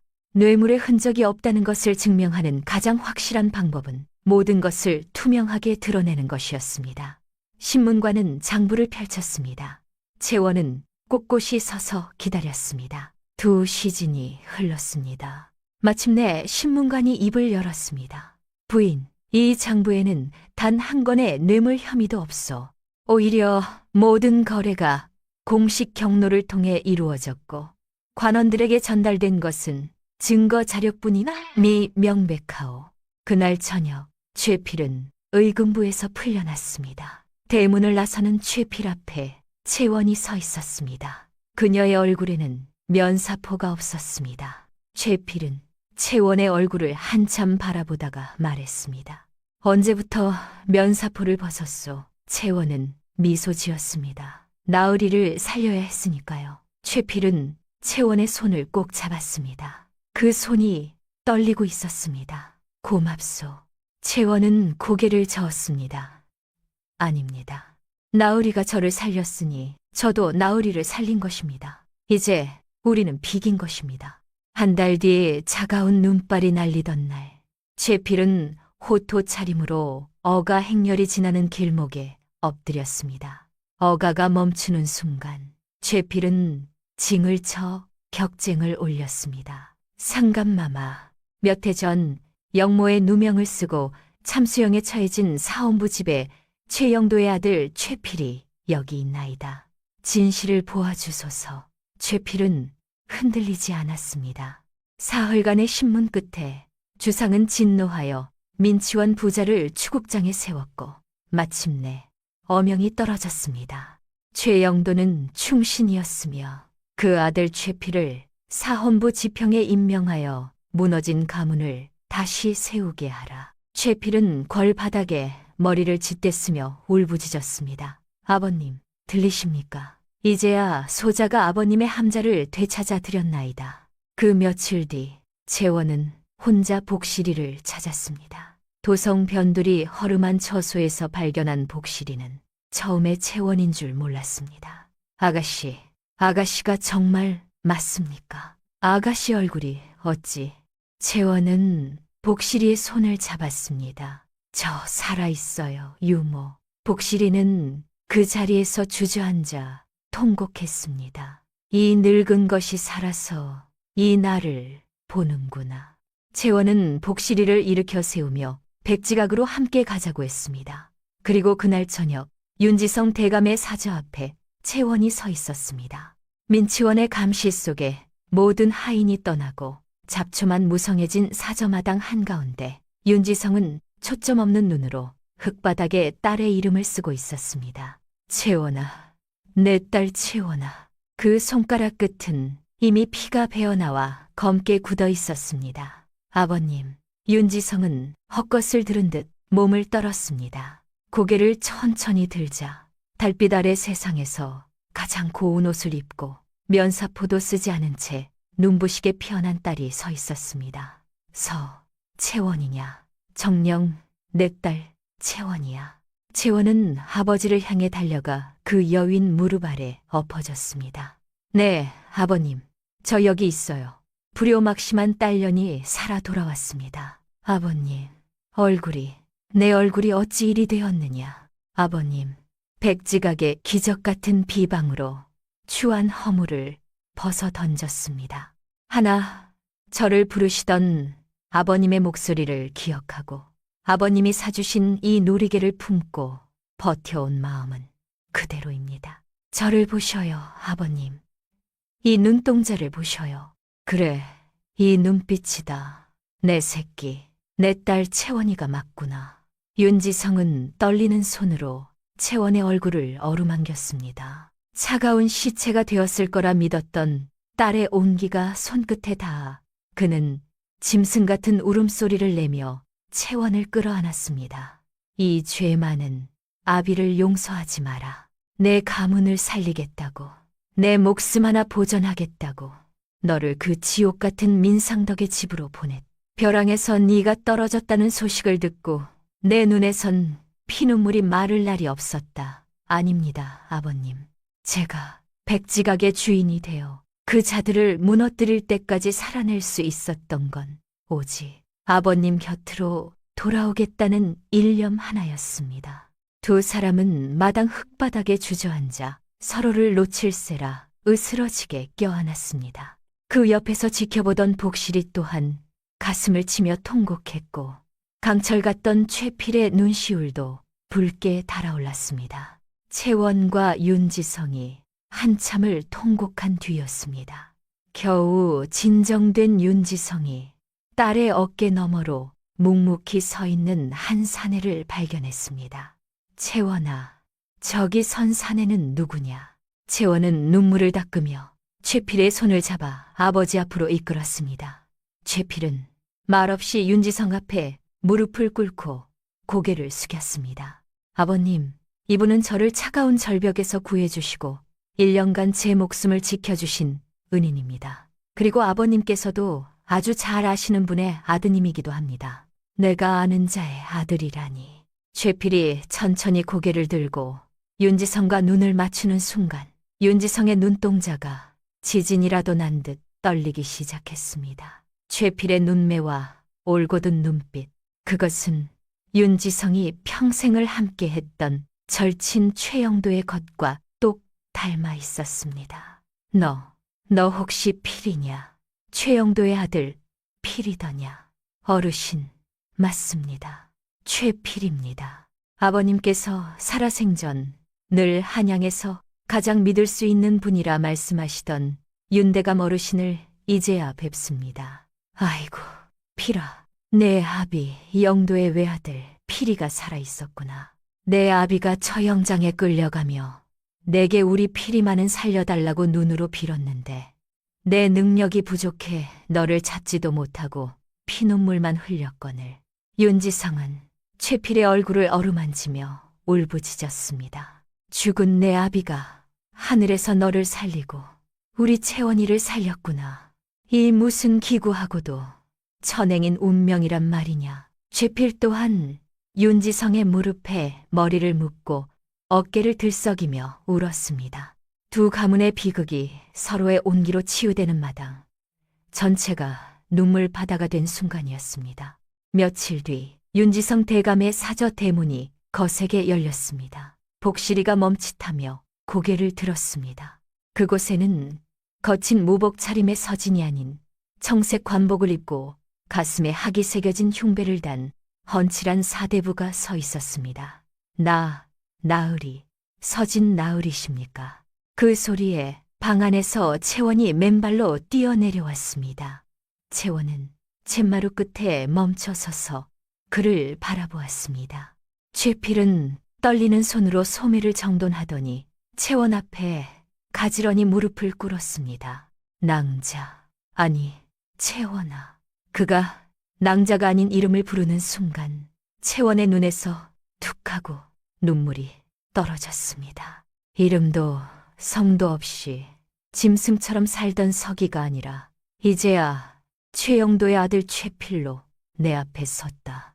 내가 살려준 이 목숨으로 아버님의 원수를 갚고 가문을 세웠으니 이제는 내 남은 생을 온전히 내게 바치려 한다. 최필은 품 안에서 빛바랜 비단 주머니를 꺼냈습니다. 그 안에는 최씨 가문 대대로 안주인에게만 전해 내려온 피난 중에도 품속에 품고 지켰던 옷가락지가 들어 있었습니다. 최필은 채원에게 다가가 그녀의 손을 잡았습니다. 채원의 뺨은 이제 매끄럽고 고왔지만 최필은 그곳에 여전히 남아있을 보이지 않는 상처를 어루만지듯 조심스럽게 가락지를 끼워 주었습니다. 이 가락지가 무거울지도 모르겠다. 하지만 이제는 내가 너의 면사포가 되어주고 너의 방패가 되어주마. 평생 내 곁에서 시들지 않는 꽃으로 살아다오. 나으리, 아니 서방님, 제게 주신 이 새 삶을 평생 소중히 간직하겠습니다.